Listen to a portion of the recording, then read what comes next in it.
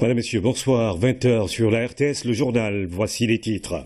Le chef de l'État poursuit son séjour en France. Le président Macky Sall est attendu ce jeudi au siège de l'OCDE où il va prononcer une allocution sur les enjeux et défis de la fiscalité. À Paris, le chef de l'État a reçu plusieurs personnalités, dont l'international sénégalais Salif Diao, qui lui a présenté ses projets dans les sciences et technologies. Un ancien Premier ministre, une icône de l'athlétisme, un sculpteur et un architecte connu à travers le monde. Le quartier qui les a vus grandir s'appelle Rebus. Dans ses écoles et ses rues, les premiers pas de Habib Thiam, Lamine Diack, Ousmane Sow ou Pierre Goudiaby Atepa. L'autre visage de Rebus, proche de l'excellence et loin de sa mythique prison qui date de 1929. La série continue dans cette édition. Et puis, c'est la période des révisions. Les examens de fin d'année se préparent et les étudiants se démultiplient pour être à niveau le jour J. Mais attention, une maladie pas toujours attendue guette. Le surmenage, comment se manifeste-t-elle? Quand provient-elle? Quels sont les paramètres à prendre en compte? C'est le sujet de la rubrique santé de ce mercredi. Bonsoir à tous. Le président de la République, Macky Sall, est attendu ce jeudi au siège de l'OCDE, en prélude à cette importante rencontre qui va porter sur l'actualité fiscale internationale.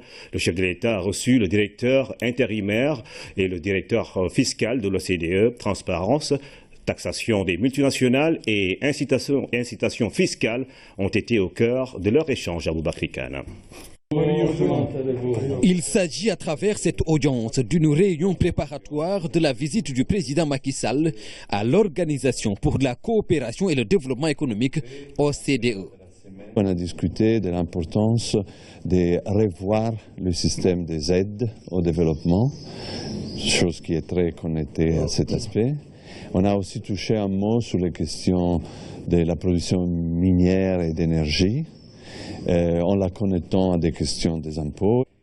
Plusieurs sujets au menu des échanges relatifs à l'actualité fiscale internationale, avec 3 volets principaux, dont celui de la transparence où le Sénégal joue un rôle de leader. Le président a réaffirmé son intention d'avoir un monde plus transparent et donc nous avons pu échanger sur les outils que l'OCDE développe, l'échange de renseignements à la demande, l'échange automatique de renseignements, les travaux que nous commençons sur les questions de bénéficiaires effectifs à la suite des Panama Papers, comme on les appelle. Et donc on a échangé sur les progrès qui ont été réalisés dans la lutte contre les paradis fiscaux et tout le travail qui reste à faire, notamment pour lutter contre les flux illicites financiers. Le transfert des bénéfices aux taxations des multinationales a aussi occupé une place de choix dans cette rencontre. Et le Sénégal a participé à l'élaboration des nouvelles règles fiscales internationales. Ces nouvelles règles doivent aujourd'hui être appliquées par tous les pays et tous les pays, notamment en voie de développement, doivent profiter de ce nouvel environnement et nous mettons en place ce qu'on appelle un cadre inclusif. On aura une centaine de pays, beaucoup de pays africains, notamment d'Afrique francophone, grâce au soutien actif du Sénégal. Donc nous avons échangé sur la mise en place de ce nouveau forum mondial, en quelque sorte, sur l'élaboration des règles fiscales internationales. Le 3e volet de l'actualité fiscale internationale concerne les incitations fiscales à l'investissement. Dans ce domaine, les multinationales ont parfois usé de fortes pressions pour bénéficier d'exemptions d'impôts.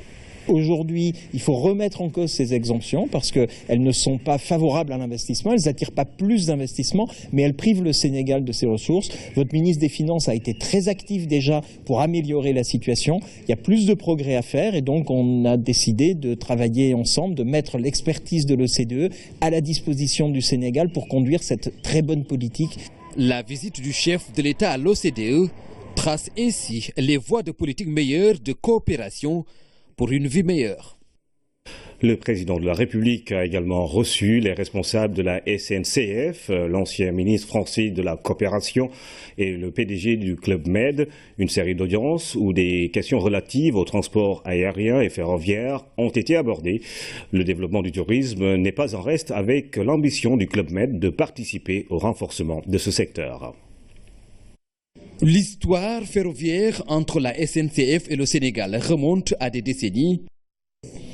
Il est question aujourd'hui de renforcer la coopération dans ce domaine et de se projeter dans l'avenir.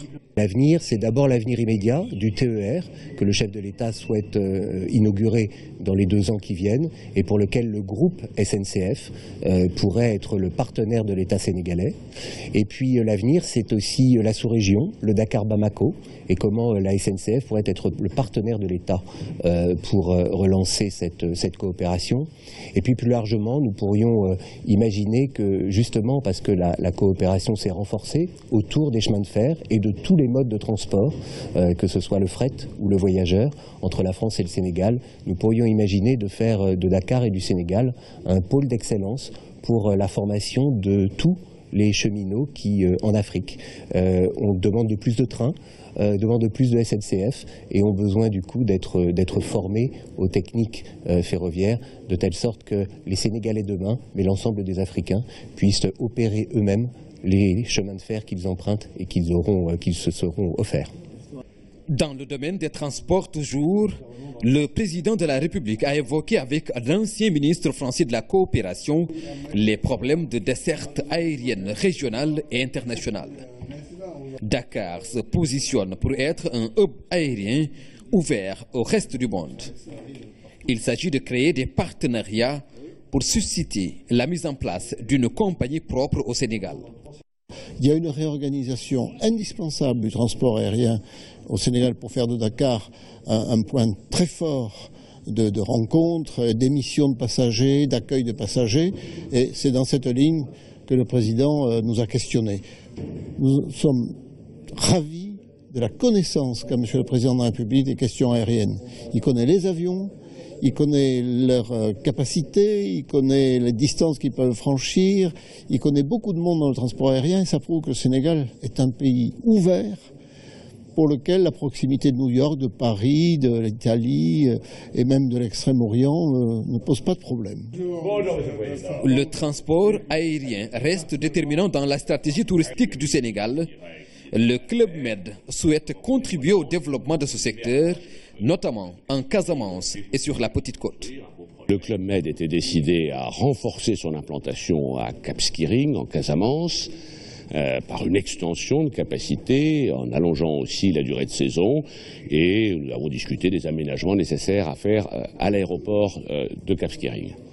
Et en parallèle, nous avons confirmé au président notre volonté d'installer sur la Petite Côte un Club Med nouveau, en partenariat avec les grandes institutions sénégalaises, le Fonds stratégique de développement, la Caisse des dépôts, mais aussi les partenariats privés de la VACAP.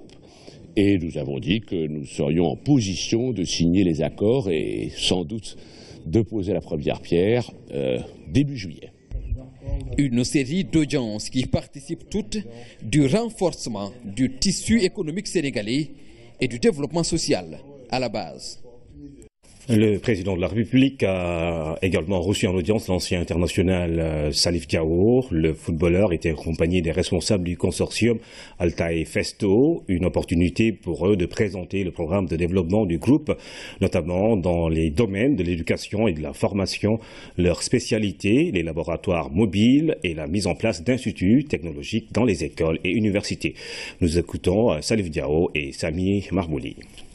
Outre l'honneur qu'il nous a accordé, nous avons eu l'opportunité de lui présenter quel était le programme de développement du groupement Festo Altaï Technimont pour le Sénégal. La formation directement connectée aux besoins du Sénégal. Ça va de la mise en place d'instituts technologiques, d'universités, d'écoles, des équipements de pointe pour la formation de chimistes, de formation en chimie, en géologie, dans toutes les sciences d'ingénieurs connus. Nous ne voulons pas former des généralistes, donc c'est réellement la science, mais la science dans son application pratique, pas la science uniquement pour la science. Nous avons une grande spécialité, ce sont les laboratoires mobiles. Et nous avons eu déjà la chance de pouvoir vendre de nombreux laboratoires mobiles au Sénégal. Nous n'avons pas de de zones privilégiées pour nous. Le Sénégal, c'est un pays qui nous est cher, c'est un pays qui a besoin, à mon avis, dans toutes ces régions, d'être soutenu sur le plan formation technique et technologique. Et nous avons un programme en fait qui est un programme pour toute l'Afrique. Nous souhaitons que le Sénégal soit l'expérience pilote, soit le point de départ de ce développement sur toute l'Afrique francophone et même l'Afrique de manière générale. Ils œuvrent beaucoup dans l'éducation. Et c'est un secteur sur lequel j'œuvre beaucoup aussi à travers ma fondation Sport for Charity au Sénégal, où nous parrainons à peu près 4000 enfants sénégalais. Donc on utilise le foot un peu comme la carotte pour pousser les enfants à rester à l'école. J'ai vraiment demandé à mes amis de venir m'accompagner sur le système éducatif aussi au niveau du Sénégal par rapport à ses besoins sur le plan technologique et didactique. Comme vous le savez, le système éducatif aujourd'hui, nous partons dans l'industrie 4.0. C'est pour ça que le groupe Festo est là aujourd'hui. C'est vraiment de permettre à nos futurs étudiants, aux futurs leaders africains d'être au niveau sur le plan technologique d'ici quelques années. Et c'est pour ça que j'ai envie que ça commence au Sénégal avant ailleurs.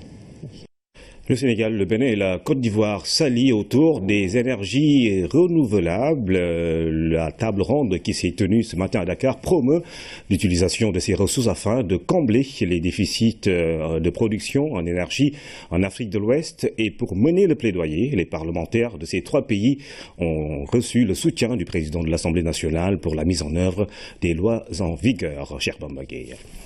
Les énergies renouvelables en Afrique de l'Ouest, nouveaux contextes et nouvelles opportunités, est un thème majeur d'actualité qui englobe tout son sens. C'est parce que l'Afrique est un continent jeune qui recèle des potentialités énergétiques naturelles et renouvelables immenses. En attendant l'élargissement du réseau des parlementaires du climat, les députés du Bénin, de la Côte d'Ivoire et du Sénégal sont conscients des enjeux. La solution est doublement importante pour nous, Sénégal, pour nous, pays africains. Le premier niveau, c'est que c'est une solution qui permet de lutter contre les changements climatiques.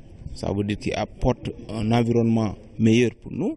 Et le second niveau, c'est la solution d'implantation des énergies renouvelables nous permet, nous, d'alléger la facture énergétique. Donc ça veut dire que c'est une solution économique. Un des objectifs de cette rencontre vise la promotion et la vulgarisation des énergies fossiles dans ces trois pays, le Sénégal, le Bénin et la Côte d'Ivoire. Le président de l'Assemblée nationale, Moustapha Niasse, a souligné l'importance de l'utilisation des énergies renouvelables. La prise en conscience par tous, d'une part, de la dimension planétaire, de la responsabilité qui est la nôtre, et de chaque pays, voulons-nous dire, en ce qui concerne la conservation de la diversité biologique, sans laquelle il n'y a pas de vie sur Terre, et d'autre part de l'obligation d'y prendre part et activement, a conduit tous les partenaires à s'engager dans l'application rigoureuse de ces accords. Accords dont les objectifs et la vocation sont venus traduire les singularités qui sont les leviers des efforts attendus de nous tous, et aussi des moyens à mobiliser pour leur assurer un succès certain. Et je voudrais rendre hommage aux Nations Unies, à l'Union européenne et aussi à l'Union africaine, ainsi qu'au programme des Nations Unies pour le développement et au Parlement climat. À travers cette rencontre, l'occasion sera également mise à profit pour voir la mise en œuvre des lois adoptées jusqu'ici, mais qui demeurent inapplicables. L'Agence nationale des énergies renouvelables a organisé ce matin une journée porte ouverte. L'ANER veut informer et sensibiliser le public sur les enjeux autour de ces ressources, problématiques de l'accès aux services énergétiques, enjeux, défis et perspectives. C'est un reportage de Damsila. Cette journée porte ouverte de l'Agence nationale pour les énergies renouvelables a été une véritable occasion pour le public de découvrir les nombreuses réalisations de l'ANER. La structure, à travers cet événement, est revenue sur certains de ses projets. Il y a aujourd'hui 3 projets solaires qui ont démarré pour une puissance cumulée de 70 mégas, qui vont être livrés avant fin 2016. En 2017, le projet éolien va être démarré pour 150 mégas, mais en 3 tranches de 50 mégas. Il y a également d'autres qui n'ont pas encore démarré, de projets solaires, mais qui vont démarrer en 2017. Et il y a également un appel d'offres qui est en cours de préparation, qui va concerner entre 100 et 200 mégawatts de solaire. Donc voilà à court terme d'ici 2007 ce qui est prévu. Le développement des énergies renouvelables contribue fortement à l'amélioration des conditions économiques et sociales des populations. Conscient de cela, l'État du Sénégal a lancé des projets et programmes qui vont dans ce sens. Il y a un projet également qui s'est passé de 50 000 lampadaires que le chef de l'État a initié pour réduire, pour soulager un peu les collectivités locales, pour réduire la facture d'éclairage public. Dans le monde rural, il y a des villages qui ne sont pas électrifiés, beaucoup d'ailleurs qui ne sont pas électrifiés et qui ne sont pas programmés à court ou moyen terme dans le programme d'électrification rurale. Pour ces villages, qu'est-ce que nous faisons? Il y a des infrastructures communautaires pour qui nous accompagnons en installant des kits solaires pour leur électrification. La problématique de l'accès aux services énergétiques, enjeux, défis et perspectives est le thème de cette porte ouverte. Une façon pour l'ANER de faire connaître au public ses missions et ambitions. Ce mercredi, le Conseil économique, social et environnemental s'est réuni en séance plénière afin d'examiner et d'adopter le projet d'avis sur l'économie verte au Sénégal. Plusieurs recommandations ont été formulées par les conseillers. Le reportage de Seydina Lunfal. Le Conseil économique, social et environnemental s'est autosaisi sur la question de l'économie verte. Réuni en séance plénière, le Conseil s'est penché sur la question en présence du ministre de l'Environnement et du Développement durable. Le Conseil économique, social et environnemental a voulu, à travers le thème économie verte au Sénégal, concourir à la définition de nouvelles orientations par rapport aux engagements du Sénégal.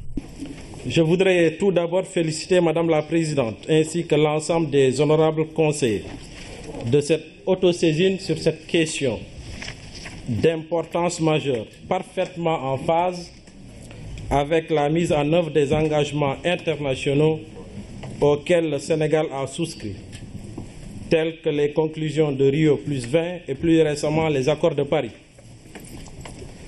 La question de l'économie verte est surtout en phase et avec plusieurs orientations du PSE, à savoir le renforcement de l'accès aux services sociaux de base de qualité, la gestion durable des ressources, le développement équilibré du territoire et la protection sociale des groupes vulnérables. Cette plénière a été l'occasion pour les conseillers d'interpeller le ministre de l'Environnement et du Développement durable sur plusieurs questions. Des recommandations pertinentes ont été formulées. Les 38 recommandations sont pertinentes. Il y en a, c'est vrai, celles qui sont générales, mais par contre, il y a d'autres qui sont plus spécifiques et plus précises. Elles s'orientent vers la conception d'un cadre national d'orientation stratégique et opérationnelle en faveur de l'économie verte. Le projet d'avis sur l'économie verte a été voté à la majorité. La cérémonie de décoration dans l'Ordre national du Lion et dans l'Ordre national du Mérite a permis de distinguer des membres du Conseil économique, social et environnemental qui se sont illustrés. Merci. En fin de mission au Sénégal, Jean-Félix Paganon dresse les contours d'une coopération bilatérale. L'ambassadeur de France au Sénégal est l'invité de l'émission Le Point. Le soupçon d'ingérence dans les affaires intérieures du pays, le procès Habré, le PSE, la présence économique de la France au Sénégal.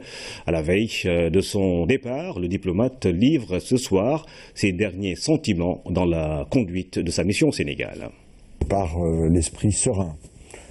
Mais je ne fais pas non plus de gloriole en disant j'ai réalisé des choses tout à fait exceptionnelles. Il se trouve que cette relation franco-sénégalaise, elle est marquée par différentes étapes, des opportunités qui se présentent, des nécessités de coopération, notamment dans le domaine sécuritaire, et que le rôle de l'ambassadeur est quelquefois d'avancer des idées, des propositions, dans d'autres cas d'accompagner des décisions qui sont prises par d'autres, et en tout cas de stimuler ces relations. Non, ce que je retiens surtout, c'est, je pense, le caractère, la dimension profondément humaine de cette relation franco-sénégalaise. Alors, et je prends pour la bonne part les critiques qui me sont adressées, parce que il y a quelque chose qui relève, à mon avis, plus du sentiment que de la raison dans les critiques qui me sont adressées, parce que cela doit renvoyer à une certaine déception de la part de ceux qui adressent ces critiques, et qui renvoient à à cette dimension profondément émotionnelle de la relation franco-sénégalaise, pour le meilleur comme pour le pire. Et au regard de ça, vous conseillerez quoi à votre successeur, de garder la distance ou bien de se maintenir dans la tradition? Mon prédécesseur est un grand diplomate. Mon successeur, excusez-moi. Mon successeur est certainement l'un des meilleurs diplomates de sa génération. C'est un garçon de très très grande expérience et il décidera lui-même ce qu'il a à faire. Je n'ai pas à lui fixer de ligne de conduite. Les technologies de l'information pour de meilleures performances dans les opérations douanières, mais également pour faire face à l'insécurité dans les espaces transfrontaliers. Deux enjeux autour desquels se tient la conférence exposition de l'Organisation mondiale des douanes. À l'ouverture ce matin, le numérique était le maître mot. Mahamou Sagnan. La rencontre de Dakar coïncide avec la proclamation de l'année 2016 comme une année dédiée au numérique par les douanes mondiales, d'où l'importance que lui accorde l'administration douanière sénégalaise. Hier, on parlait d'informatisation de procédures. Aujourd'hui, on parle de dématérialisation de première génération, de deuxième génération, de troisième génération et même de quatrième génération, à l'instar de ce que nous avons vu en Corée, où on tend à aller vers un dédouanement à partir du simple smartphone. Donc le progrès ne s'arrête pas. Douane numérique fait référence au recours par la douane à des systèmes ou activités automatisées ou électroniques qui contribuent à l'efficacité et à la coordination de ces opérations. Améliorer la connectivité, combler le fossé, c'est ce que les douanes veulent faire pour faire face aux nombreux défis qui attendent. Il y a 4 ans, au début de sa présidence, j'ai été reçu par son Excellence président Macky Sall. Il a bien compris et il a dit qu'il va donner un soutien pour cette connectivité, mais en même temps, il a souligné que ce qui doit être connecté, c'est seulement le commerce légitime. L'autonomisation des fichiers permet de gagner beaucoup de temps, de faciliter les échanges, mieux avec le contexte et les technologies de l'information pourront beaucoup contribuer à la lutte contre le terrorisme. Le développement et l'usage des technologies de l'information participent à concilier les besoins de facilitation des échanges et les exigences de la sécurisation de la chaîne logistique internationale.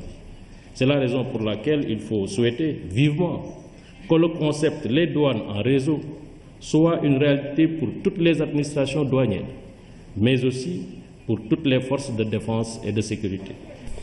La conférence exposition de l'Organisation mondiale des douanes dure 3 jours. Toutes les douanes du monde y sont représentées pour faire de la douane numérique une réalité partout dans le monde. La capacité de stockage d'eau potable de la ville de Ziguinchor est quadruplée jusqu'en 2025. C'est l'assurance des autorités de la Société nationale des eaux du Sénégal, SONES.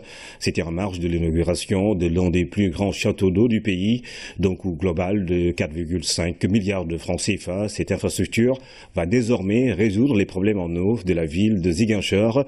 En plus, les quartiers périphériques vont bénéficier de branchements sociaux. Moussa Mané.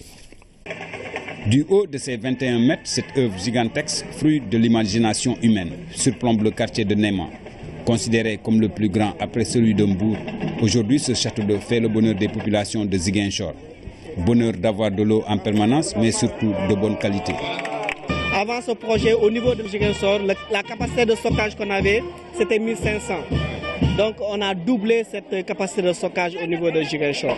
Et donc le château d'eau, c'est un nouveau château d'eau de 3200 mètres cubes qui peut stocker 3 200 000. C'est un château d'eau qui est haut de 21 mètres surtout.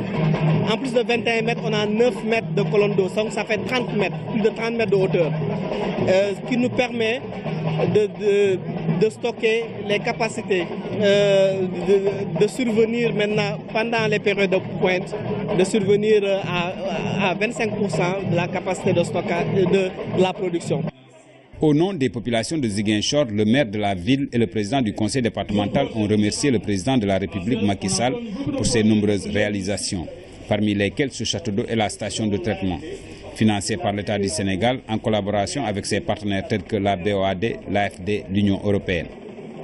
Le château d'eau et la station de traitement de Ziguinchor permettront de fournir aux populations de la localité de l'eau potable en quantité suffisante et de bonne qualité, conformément aux normes OMS et aux objectifs de développement durable adoptés par l'ONU.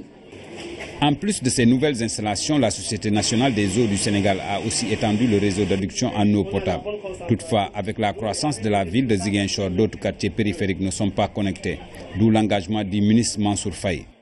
La sécurisation de la consommation d'eau potable dans la ville de Ziguinchor a été rendue possible grâce à la volonté de son Excellence, M. Macky Sall, le président de la République, qui a un programme de 20 000 nouveaux branchements sociaux en cours sur financement donc de la Banque mondiale dans le cadre du PAOI. Et je puis vous assurer que Ziguinchor en bénéficiera. Ce sont donc en tout 4,5 milliards qui sont injectés par les pouvoirs publics pour améliorer la qualité et la disponibilité de l'eau. Aujourd'hui, la capacité de production est portée de 6 000 à 14 000 mètres cubes jour, tandis que celle de stockage est quadruplée. La SONES couvre ainsi les besoins de Ziguinchor en eau jusqu'en 2025. 8 pays de la sous-région créent à Dakar une alliance autour de la mangue. Le fruit, tant prisé ici comme ailleurs dans le monde, pèse lourd sur la balance commerciale dans les pays de la CEDEAO. Au Sénégal, par exemple, 17 000 tonnes de mangue ont été exportées avec des recettes de l'ordre de 20 milliards de francs CFA. Notre capitale abrite la semaine de la mangue pour une meilleure valorisation de la filière. Thierry Marmodossi. Dakar, capitale du Sénégal, capitale de la mangue ouest-africaine. Semaine régionale de la mangue, 8 pays représentés, l'événement a une grande dimension. Cette action que nous avons donc démarrée le 31 mai et qui va s'achever le 3 juin vise à offrir une plateforme d'échange mais également de promotion commerciale d'un produit phare au niveau de la sous-région qui est la mangue. En 2015, notre pays a exporté 17 000 tonnes de mangue avec une recette qui avoisine les 20 milliards de francs CFA. Pour le Sénégal, la filière est non négligeable. C'est encore insuffisant puisque c'est uniquement 14% de la production. Donc l'objectif que nous avons aujourd'hui, c'est de multiplier par 2 ce niveau des exportations pour atteindre autour de 35 000 tonnes dans les prochaines années. Mais il faut quand même vraiment se féliciter des progrès très remarquables qui ont été réalisés par les acteurs. Ce sont des petites et moyennes entreprises qui font un travail important dans le secteur de la promotion pour pouvoir atteindre ces résultats. Mais aussi se féliciter du travail conjoint des services du ministère de l'Agriculture, du ministère du Commerce, de la douane, l'ensemble de ces acteurs donc, qui ont accompagné cette filière pour qu'entre 2014 et 2016, nous puissions pratiquement passer de 8 500 tonnes à pratiquement 17 000 tonnes. En Afrique de l'Ouest, le débat d'une synergie des actions pour la mangue est né. À Dakar, une alliance mangue voit le jour. C'est un instrument pour une compétitivité valable. Cette alliance régionale de la mangue permettra d'apporter une assistance technique dans le cadre de la facilitation, dans le cadre du financement de la chaîne de valeur, parce que vous savez que ces PME ont souvent des difficultés pour accéder au financement, mais également pour les accompagner dans la promotion et l'accès aux marchés internationaux. Parce qu'aujourd'hui, nous avons pratiquement plus de 76% des exportations qui vont sur le marché européen. Le marché américain, qui est un très grand marché de la mangue, aujourd'hui n'est pas encore suffisamment pénétré par nos acteurs. Donc cette alliance permettra également de leur donner le support, le soutien pour pouvoir justement accéder à ce très grand marché qu'est le marché américain. Donc c'est la raison pour laquelle vraiment cette semaine de la mangue est une semaine assez importante. Nous avons noté la participation massive des acteurs et je crois que dans les prochaines semaines, voire les prochains mois, nous allons vraiment constater une évolution extrêmement positive dans la filière. Les pays de la CEDEAO vont ensemble à la conquête du marché international. Ils ont compris la valeur ajoutée de la mangue. Dans cette même dynamique, à Fimela, les acteurs de la filière mangue bénéficiaient d'une session de formation sur les bonnes pratiques à adopter pour une meilleure production. Ils étaient plus de 50 à prendre part à l'activité. L'initiative est de l'ACEPEX en collaboration avec la DPV et d'autres partenaires. Il s'agit de mieux professionnaliser la filière mangue pour mieux pénétrer le marché international. Claire Diop. Une deuxième réunion de Ce n'est pas le bon reportage, nous y reviendrons dans un instant. À présent, nous parlons de ces États de l'UEMOA dont les budgets ont connu un déficit global au cours de ces 3 premiers mois de l'année 2016. Une situation que le comité de politique monétaire de la BCEAO a notée dans sa 2e réunion trimestrielle avec les représentants des 8 pays membres de la zone. Une rencontre présidée par le gouverneur de la Banque centrale qui a promis de mieux travailler pour améliorer le taux de bancarisation. Abibou Mbaye. Une 2e réunion de politique monétaire statutaire de la BCEAO qui permet à la banque de se pencher sur l'évolution économique des 8 pays de la zone sur un trimestre. La situation sur le plan international. Il s'agit de prendre des décisions qui s'imposent en matière de politique monétaire. Notamment en matière de taux d'intérêt, en matière de financement apporté à l'économie. C'est l'ensemble de ces questions qui sont examinées au cours de la réunion de politique monétaire. Les populations de la zone monétaire sont préoccupées par une meilleure accessibilité bancaire et la BCEAO travaille à la facilitation de cet accès au système bancaire.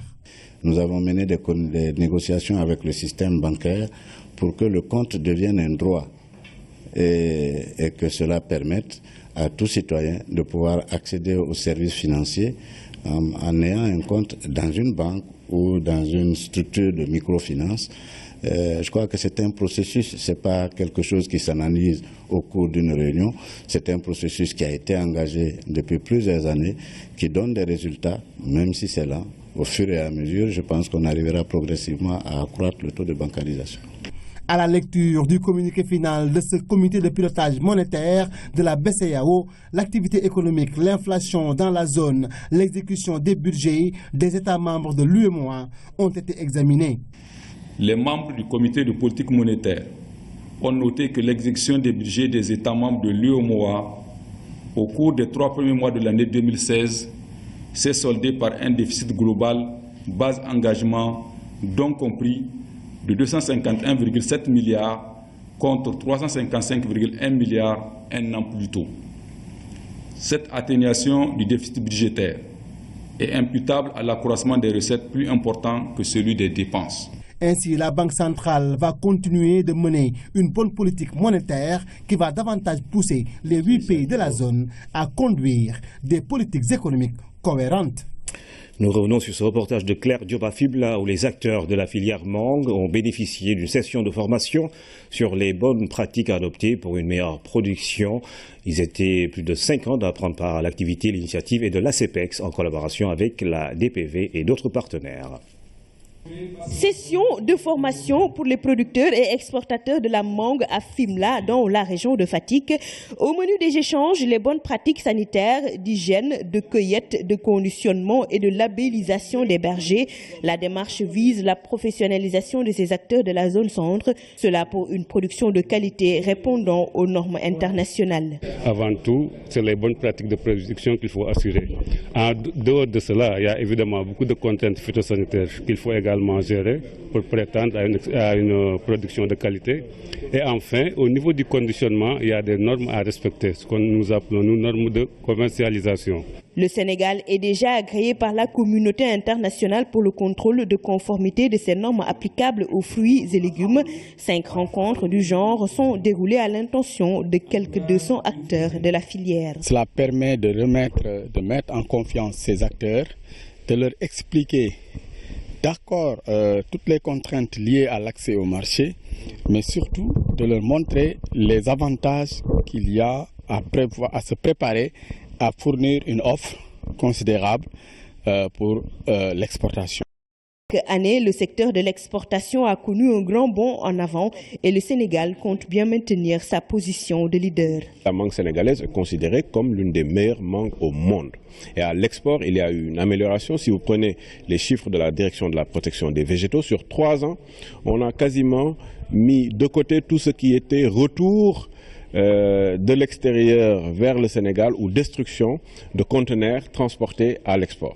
C'est parce qu'il y a eu un travail de fond qui a été effectué. Cependant, des difficultés face à la mouche blanche et autres maladies de la mangue, des stratégies sont entreprises pour stopper net leur évolution et les résultats d'un bon encadrement sont visibles. Le constat est que la production a plus que doublé. Nous sommes passés de 8500 tonnes, puis après 11 500, 15 000. L'année dernière, on était à 16 700 tonnes pour une production qui tourne autour de 130 000 tonnes. Ça veut dire que pour une offre exportable qui tourne autour de 36 000 tonnes, nous sommes arrivés aujourd'hui quasiment à la moitié de la possibilité qu'on avait donc pour l'export. Autre annonce faite par le directeur général de la CEPEX, la semaine de la mangue. L'activité, une rencontre des acteurs de la filière de toute la sous-région au Sénégal.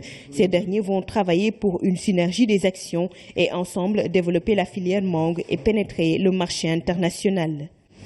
Avec sans doute des emballages adaptés en atelier de validation de 11 normes nationales sur les emballages, justement en papier biodégradable et petite et moyenne contenance. C'est tenu ce matin.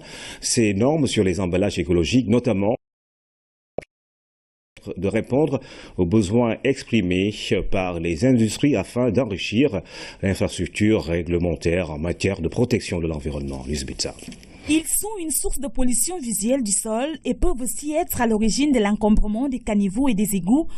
Les emballages écologiques, notamment les sacs en papier, contribuent à la récurrence de déversement des eaux usées ou de phénomènes d'inondation. Les dernières estimations font état de plus de 5 millions de sachets en plastique qui sont utilisés chaque jour au Sénégal. En 2014, 698 343 tonnes de plastique sont importées chaque année au Sénégal, conduisant ainsi à une production annuelle estimée à 193 000 tonnes de déchets rejetés dans nos ordures ménagères et assimilées. Le fait est d'autant plus préoccupant que les plastiques ont plusieurs méfaits sur la santé, l'environnement et le cadre de vie. C'est justement à ce niveau que les 11 projets de normes sur les emballages biodégradables prennent leur sens. Ce cadre réglementaire comportera, outre la loi, ses décrets d'application, les arrêtés et les normes consensuelles pour réglementer et réduire l'utilisation du plastique tout en offrant des alternatives. Ces projets de normes sont le résultat d'un travail opportun de collecte et d'analyse de documents qui vient combler les lacunes dues à l'absence de références nationales clairement établies et scientifiquement valable en ce qui concerne les emballages en papier biodégradable. Au moment où le Sénégal tente de passer à une autre étape par rapport à l'interdiction des emballages en plastique à faible micronage, l'initiative vient à son heure. Les emballages en papier constituent à ce jour une des meilleures alternatives aux sacs plastiques. Le papier, à la différence du plastique, est une matière organique biodégradable. Cependant, pour une franche réussite de la transition du plastique nocif à l'environnement à des solutions plus écologiques comme le sac en papier, il est nécessaire de mettre en amont un dispositif réglementaire à même de garantir un niveau de performance acceptable pour le consommateur et soutenable pour l'économie. La première disposition de la loi en question tourne autour de 3 mesures phares que sont l'interdiction des sachets plastiques en bretelles inférieurs à 3 microns, la fin de la gratuité pour les sachets d'une épaisseur supérieure ou égale à 3 microns et enfin la normalisation et la standardisation de la production et de la commercialisation autour des sachets autorisés sur le marché. L'introduction des langues nationales dans les curricula des systèmes éducatifs des pays francophones. La problématique est l'objet d'un atelier international qui se tient à Dakar sous l'égide de l'OIF. La rencontre est l'occasion de réfléchir et de partager sur des expériences et des stratégies qui ont abouti à de bons résultats. Pape Collingham. Cette rencontre de Dakar réunit des participants à la pédagogie des langues, des universitaires et des décideurs. Pendant 2 jours, les experts discuteront de la mobilisation et de la demande sociale en matière d'éducation plurilingue, la prise en compte de données socio-linguistiques, etc. Mais l'ambition, c'est de répondre déjà à des directives qui ont été présentées par l'OIF et par la conférence des ministres de l'Éducation nationale, les différents entretiens qu'il y a eu depuis plusieurs années, de permettre que les enfants, à l'entrée à l'école, soient en mesure de maîtriser les savoirs et les savoir-dire, les savoir-faire, les savoir-lire, savoir-écrire dans leur langue d'origine, dans leur langue maternelle, afin de rentrer de manière plus efficace, plus efficiente dans la langue d'emprunt qu'est le français, la langue officielle, la langue de pratique quotidienne qu'est le français. Le Sénégal, depuis plusieurs années, a connu des expériences pour l'introduction des langues nationales dans le système éducatif. Au total, plus de 300 classes bilingues sont ouvertes par l'État du Sénégal et ses partenaires. Le projet de mise à l'échelle en cours devra coûter environ 17 milliards pour la formation des enseignants et l'acquisition d'équipements. Vous savez que c'est des questions aussi qui sont complexes parce que ce sont des questions sociales. Dans quelle deuxième langue, dans quelle langue il faudra scolariser les enfants à côté du français? Est-ce que c'est la langue maternelle ou bien est-ce que c'est la langue du milieu de l'enfant? Donc nous sommes heureux de participer à ce séminaire international qui permettra de confronter les expériences des autres pays, de confronter pour voir quels sont les facteurs de succès, quels sont les facteurs d'échec, quels sont les écueils à éviter. Cet atelier qui réunit plusieurs participants venus de pays francophones se veut un cadre de partage d'expériences visant à optimiser les apprentissages en lecture-écriture. La présence des ministres de l'Éducation nationale et celle des partenaires techniques et financiers permettront, je le souhaite, de prendre des engagements fermes sur nos prochaines collaborations qui devront changer d'échelle. Car je suis convaincu qu'ensemble, nous pourrons créer des conditions pour que lire et écrire soient des compétences au service des autres apprentissages, et cela dès les premières années. Apprendre à lire pour ensuite lire pour apprendre. À la fin de cet atelier, de nombreuses recommandations seront faites face aux grands obstacles. Des obstacles qui ont pour nom la pléthore des langues, les difficultés financières, les contraintes budgétaires pour la mise à l'échelle des expériences réussies. Plus d'une vingtaine d'enfants des écoles coraniques de Pékin initiés à la calligraphie arabe. L'initiative est de l'association Village Pilote qui, à travers le projet Halima, veut contribuer à la formation professionnelle des enfants talibés. La cérémonie de remise des attestations s'est tenue ce matin. Fatou Diouf. En moins de 2 mois d'initiation à la calligraphie arabe, les élèves des écoles coraniques de Pékin ont pu réaliser ces œuvres. Des créations inspirées des écritures saintes et de l'alphabet arabe. Aujourd'hui, ils reçoivent leurs attestations de fin de cycle. Je crois que c'est une fierté d'avoir participé à tous ces ateliers. En arabe, il y a 28 haraf. Et les haraf que vous voyez là, tout un chacun représente quelque chose. Donc on ne peut pas détailler, mais je peux vous dire quelque chose que c'est vraiment important, scientifiquement, on y voit des choses, et spirituellement aussi. Leur maître initiateur, Yeliman Fall, artiste calligraphe, et reprend les caractères orientaux et leur insuffle un dynamisme africain. À travers cet encadrement des talibés, il apporte sa contribution à la lutte contre le phénomène des enfants de la rue. Ça fait 30 ans que je fais de la calligraphie arabe. Avec ces enfants, je les ai juste initiés pour qu'ils aiment ce métier.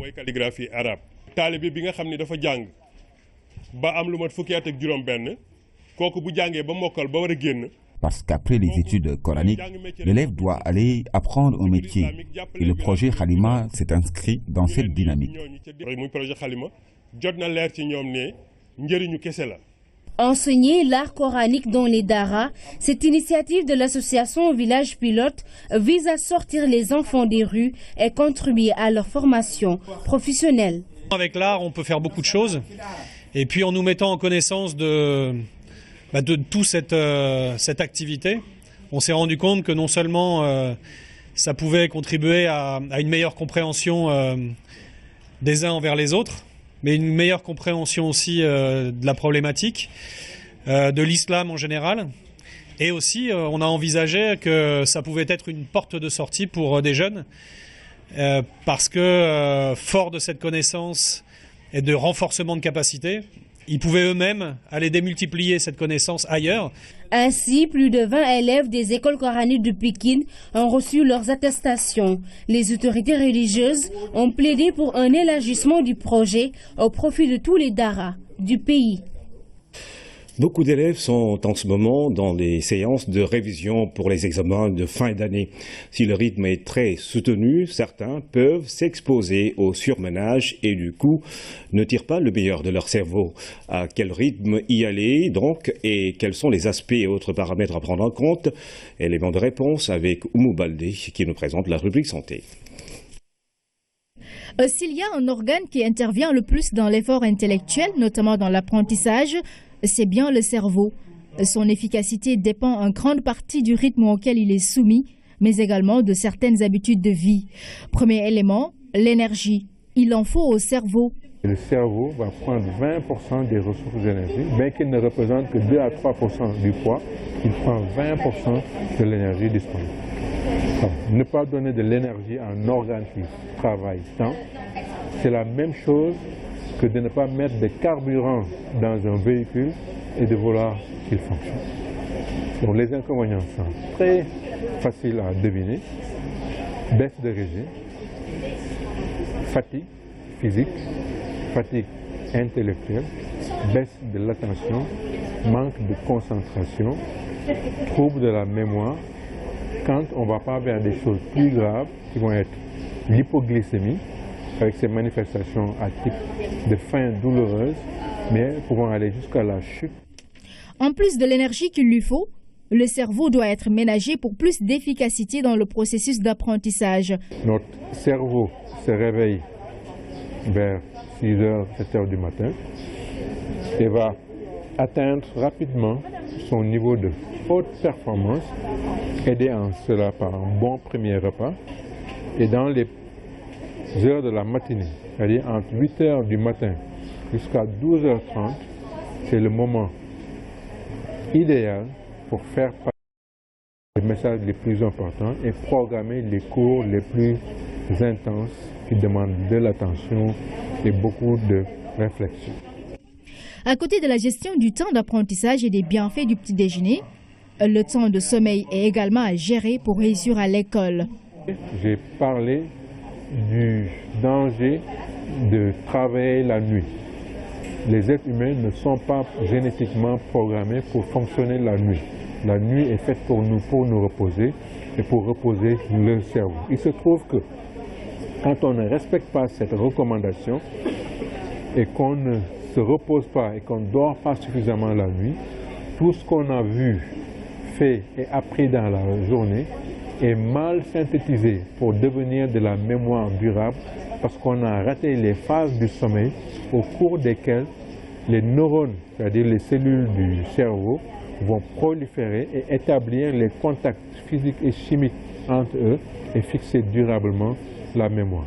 Donc en résumé, il est conseillé de travailler et d'apprendre durant la journée, entre le réveil jusqu'à environ 22 heures au plus tard, avec des séances de pause, de loisirs, d'alimentation, et qu'à partir de 22 heures, il faut s'organiser pour dormir, pour pouvoir faire ses révisions. Donc, pas nécessaire d'utiliser pour ne pas dormir en période de révision ou d'intenses activités intellectuelles. Au contraire, bien dormir favorise les performances scolaires, selon le professeur en neurologie. Il ajoute que l'utilisation abusive d'appareils électroniques est nuisible à la qualité du sommeil chez les élèves. Tout part du cerveau et revient au cerveau. Il s'agit d'un centre de commande essentiel dont il faut prendre grand soin par une hygiène de vie irréprochable. Et puis pour les jeûneurs, comme nous sommes à presque une semaine du Ramadan, considérez le repas du matin appelé khud comme petit déjeuner à ne pas rater. Donc la rubrique santé revient mercredi prochain. Vous ne le savez sans doute pas, Habib Thiam, Lamine Diack, le sculpteur Ousmane Sow ou encore l'architecte Pierre Goudiaby Atepa, toutes ces personnalités ont grandi et étudié dans ce quartier Rebeuss. Loin des préjugés, il est l'un des endroits de Dakar qui ont produit d'éminents intellectuels. École française ou coranique, voici l'autre Rebeuss avec ce reportage de Seydina Alunfal. La prison qu'il abrite a longtemps favorisé le regard suspicieux qui le poursuit. Mais la réalité est bien différente. Ces notables aiment à le rappeler, Rebeuss est un quartier qui peut brandir beaucoup de motifs de fierté. Jadis incubateur, bastion d'intellectuels, Rebeuss a produit d'imminentes personnalités. Je peux nommer par exemple Habib Thiam, Lamine Diack, Ousmane Sow, sculpteur, Adignan, banquier. Il y a Mbaye Sidi Mbaye qui est un journaliste et formateur. Il y a même Pierre Goudiaby Atepa, qui a grandi dans ce quartier, qui est né en Casamance, mais qui a grandi dans une partie dans ce quartier-là. Plusieurs écoles ont formaté l'intelligentsia dans ce quartier. L'école française, bien sûr, mais pas seulement.